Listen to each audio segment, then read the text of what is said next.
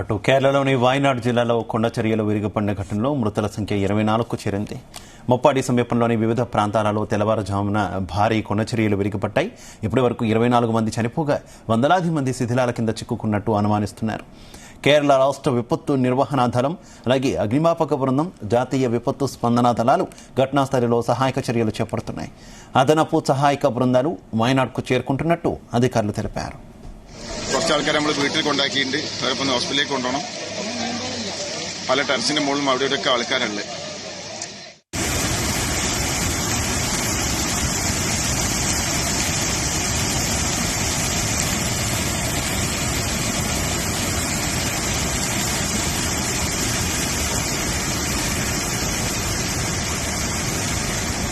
ఇక ఈ ఘోర ప్రమాదానికి సంబంధించి మరింత సమాచారం మా కరెస్పాండెంట్ శ్రీచరణ్ అందిస్తారు. శ్రీచర్.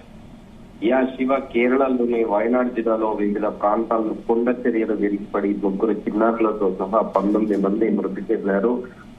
వందలాది మంది శిథిలాల కింద చిక్కుకున్నట్లు కూడా అధికారులు అనుమానిస్తున్నారు. వారి కోసం ఘటనా స్థలిలో సహాయక చర్యలు కూడా కొనసాగుతున్నాయని కూడా కేరళ అధికారులు తెలిపారు.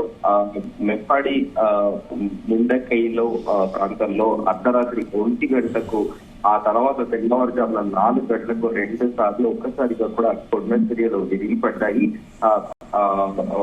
వర్షాల రేటివి కూడా ఎప్పుడు రెగ్యులర్ గా పడతా ఉంటది. ఆ పచ్చదనానికి మారుపేరు వచ్చిన కేరళ మొత్తము ప్రతి రూరల్ ఏరియా కానీ, ఇటు అర్బన్ ఏరియా కానీ మొత్తం ఫుల్ గా కూడా పచ్చదనంతోని చెట్లతోని కూడా ఉంటుంది. అండ్ టెక్నికల్ గా కూడా మొత్తము అంటే జియోగ్రఫికల్ గా కూడా మొత్తం కొండలతోని కూడా పరిసర ప్రాంతాలు కూడా కలిగి ఉంటుంది కేరళ రాష్ట్రం అంతా.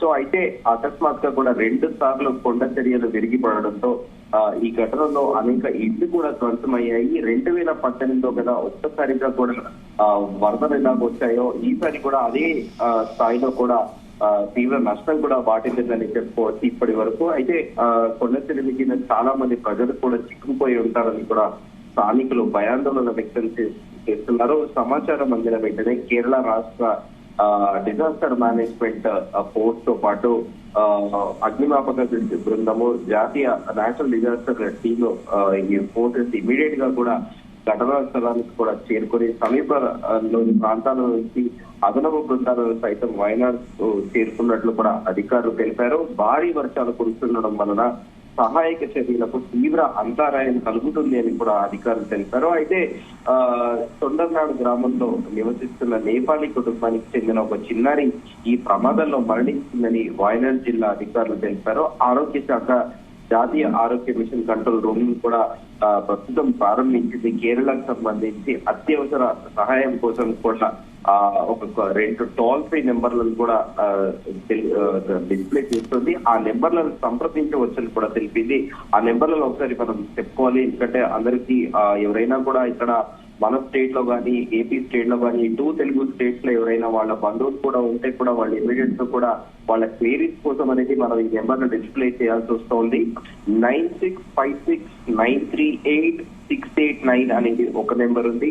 అలాగే 8086010833 ఈ 2 నెంబర్లు కూడా అత్యవసర సహాయం కోసం కూడా ప్రజలు కాల్ చేయొచ్చని కూడా ప్రస్తుతము జాతీయ ఆరోగ్య మిషన్ ఒక కంట్రోల్ రూమ్ ను ప్రారంభించి ఈ 2 నెంబర్లను కూడా పొందపరిచింది. అయితే ఈ ప్రమాదంపై ప్రధాని నరేంద్ర మోదీ కూడా దిగ్భ్రాంతి వ్యక్తం చేశారు. కేంద్రం నుంచి అన్ని విధాల సహాయం చేస్తామని కూడా ముఖ్యమంత్రి పినరయ్ విజయన్ కు హామీ ఇచ్చారు. మృతుల కుటుంబాలకు 2 లక్షలు, గాయపడిన వారికి 50,000 చొప్పున పరిహారం కూడా ప్రకటించారు. అయితే ఈ ఘటనపై కేరళ ముఖ్యమంత్రి పినరయ్ విజయన్ కూడా స్పందించారు. సంబంధిత ప్రభుత్వ సంస్థలు, పాలన యంత్రాంగం అంతా కూడా సహాయక చర్యల్లో ప్రస్తుతం ఉన్నట్లు కూడా ఆయన వెల్లడించారు. మరోవైపు ఈ ఘటనను తనను తీవ్రంగా కలవరపరిచిందని కూడా రక్షణ శాఖ మంత్రి రాజ్నాథ్ సింగ్ కూడా ఒక ప్రకటన విడుదల చేశారు. మృతుల కుటుంబాలకు ప్రగాఢ సానుభూతి అని కూడా ఆయన తెలిపారు. అయితే ప్రస్తుతము అక్కడ కేరళలో ఎన్టీఆర్ఎఫ్ బృందంతో పాటు ఫైర్ ఫోర్స్, లోకల్ పోలీస్ తో పాటు రెవెన్యూ డిపార్ట్మెంట్ చెందిన అధికారులు కూడా ప్రస్తుతం అక్కడ వర్క్ చేస్తున్నారు. 101 మందిని ఇప్పటి వరకు కూడా రక్షించారు. 19 మంది అందులో మృతి చెందారు.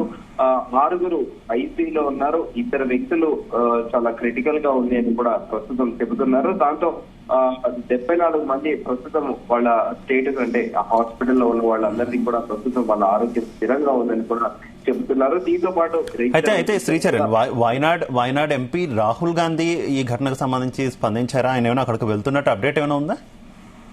ప్రస్తుతానికి అయితే రాహుల్ గాంధీ పైన ప్రస్తుతానికి ఎలాంటి స్పందన లేదని చెప్పుకోవాలి. ఈ రోజు అక్కడ మరో చోట కూడా ఒక రైలు ప్రమాదం జరిగింది. ఇటు ఏకకాలంలో కూడా ఇటు దేశంలో ఇటు కేరళతో పాటు అటు సౌత్ ఈస్ట్ రైల్వే రీజన్ వైపు కూడా అక్కడ ఒక్కసారిగా కూడా జరగడంతో కూడా దేశవ్యాప్తంగా కూడా కాస్త ఆందోళన ఉంది.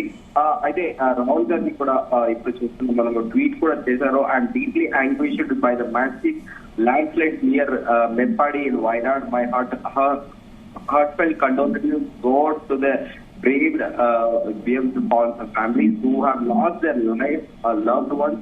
I hope those still trapped are brought to safety soon అని కూడా ఆయన చెప్తారు. ఆయన ఎక్స్పీరియన్స్ కూడా ట్వీట్ చేశారు. I have spoken to Kerala chief minister and the Wayanad district collector who assured me that rescue operations are under way. I have requested them to ensure coordination with all agencies and set up a control room and informers of any assistant needed for the relief efforts అని కూడా ఆయన కేరళ ముఖ్యమంత్రితో పాటు వయనాడ్ జిల్లా collector తో కూడా మాట్లాడారని, వాళ్ళందరూ కూడా అష్యూరెన్స్ ఇచ్చారని, రెస్క్యూ ఆపరేషన్స్ ఇప్పుడు చేస్తున్నామని కూడా అటు కేరళ ముఖ్యమంత్రితో పాటు వయనాడ్ జిల్లా కలెక్టర్ కూడా రాహుల్ గాంధీకి అష్యూరెన్స్ ఇచ్చారని కూడా ఆయన ఎక్స్ వేదికగా కూడా ప్రకటించారు. సో ప్రస్తుతం అక్కడ రెస్క్యూ బృందాలు కూడా తమ ఆపరేషన్ ని నిర్వహిస్తున్నాయి. ముందుగా అనుకున్నట్టు 19 మంది మృత్యువాత పడ్డారు, 6 ఐసీలో ఉన్నారు, 74 మంది ఆరోగ్యం మాత్రం ఇప్పుడు స్థిరంగా ఉంది. ఆ తప్పిపోయిన ఇద్దరు గురించి కూడా అక్కడ స్థానిక బృందాలు కూడా వెతుకుతున్నారు. ప్రత్యేకంగా ఒక శిబిరాలు కూడా ఏర్పాటు చేశారు. బతరి సెయింట్ మేరీ స్కూల్ దగ్గర కూడా కల్పేట అనే ప్లేస్ లో కూడా ప్రత్యేక శిబిరం ఏర్పాటు చేశారు. 2 శిబిరాలతో పాటు వైద్య బృందము, అంబులెన్స్, ఆహారంతో పాటు దుస్తులు కూడా ఏర్పాటు చేశారు. అయితే ఇప్పుడు ప్రస్తుతానికి అక్కడ రిక్వైర్మెంట్ ఏమేమి ఉన్నాయని కూడా స్థానిక ఆఫీసర్లు గుర్తించింది ఏంటంటే మొబైల్ ఫ్రీజర్లు తో పాటు స్టాక్ కూడా తీసుకుంటున్నారు. రెస్క్యూ ఆపరేషన్ కోసము కాలికట్ నుండి పెద్ద లారీలు కూడా ఇప్పుడు ప్రస్తుతం ప్రభుత్వం ఏర్పాటు చేస్తుంది అని కూడా అధికారులు చెప్తున్నారు. కనీసం అంటే ఇప్పుడు రోడ్ ట్రాన్స్పోర్టేషన్ తో పాటు సీషోర్ ప్లేస్, కేరళ స్టేట్ కూడా మోస్ట్ ఆఫ్ ది కూడా సీషోర్ ప్లేస్ ఉండడంతో కనీసం ఒక 15 నుంచి 20 పడవలు కూడా అవసరం అని కూడా కలెక్టర్ అక్కడ అధికారులతో కూడా చర్చిస్తున్నారు. దీంతో పాటు వర్షాలు తీవ్రంగా ఉండడంతో ఆ కొండ చర్యలు విరిగిపడడంతో కొన్ని ఇళ్లలో కూడా చీకటి కమ్ముకొని ఉంది.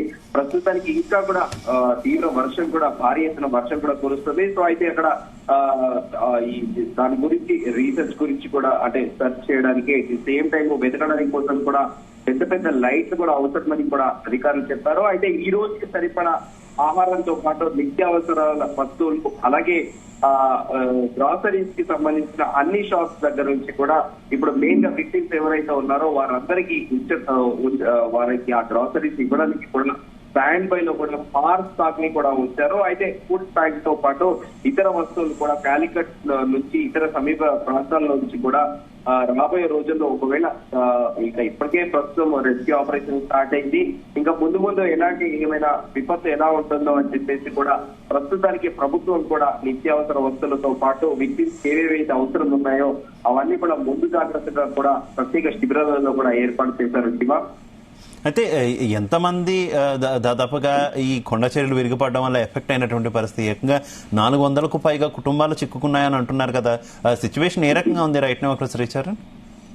ప్రస్తుతానికైతే వాస్తవికంగా అధికారికంగా అయితే ప్రభుత్వం నుండి ఒక ప్రకటన అయితే రాలేదు. అధికారికంగా వచ్చిన ప్రకటన మాత్రము 101 మందిని కూడా రక్షించారు. దాంట్లో 19 మంది మృతి చెందారు, 6 ఐసీయూలో ఉన్నారు. ఇద్దరి పరిస్థితి చాలా కొంచెం క్రిటికల్ గా ఉందని చెప్తున్నారు. దీంతో పాటు 74 మందిని వారి ప్రస్తుతం వారి ఆరోగ్య పరిస్థితి స్థిరంగా ఉందని కూడా చెప్తున్నారు. మిగతా పారిపోయిన వారికి అంటే ఈ వరదల్లో ఎవరైతే కొండ చర్యలు విరిగిపడి ఫ్లడ్స్ లో కూడా ఎవరైతే కొట్టుకుపోయారో వారి కోసం కూడా ప్రస్తుతం ప్రభుత్వం వెతుకుతుంది అని కూడా, ఆ తప్పిపోయిన వారి గురించి కూడా ప్రభుత్వం వెతుకుతుంది అని చెప్తున్నారు. అయితే యూజువల్ గా ఇక్కడ కూడా గవర్నమెంట్ కూడా ప్రజల్ని పానిక్ చేయకుండా, అంటే ప్రజలు భయభ్రాంతులకు గురవుతారని కూడా బేసిక్ గా 400 మంది అంటే భారీ స్థాయిలో మృతుల సంఖ్య ఉంటుంది. కానీ ఏ ప్రభుత్వం, ఏ రాష్ట్ర ప్రభుత్వం కానీ ఏ ప్రభుత్వం కానీ అఫీషియల్ గా కూడా ఒకటేసారి ఇంతమంది చనిపోయారని కూడా ప్రకటించదు. దేనికంటే ప్రజలు భయభ్రాంతులకు గురవుతారేమో అన్న ఆ కారణం చేత కూడా అంటే రోజువారీగా, అంటే విడతల వారీగా కూడా ఒక ప్రకటన చేసే అవకాశం ఉంది. ప్రస్తుతానికైతే కేరళ అధికారికంగా కేరళ రాష్ట్ర ప్రభుత్వము 101 మందిని రక్షించామని కూడా 19 మంది మృతి చెందారు, 6 ఐసీయూలో ఉన్నారని అయితే ప్రస్తుతానికైతే కేరళ రాష్ట్ర అధికారిక ప్రకటన అయితే చేసింది. శివ.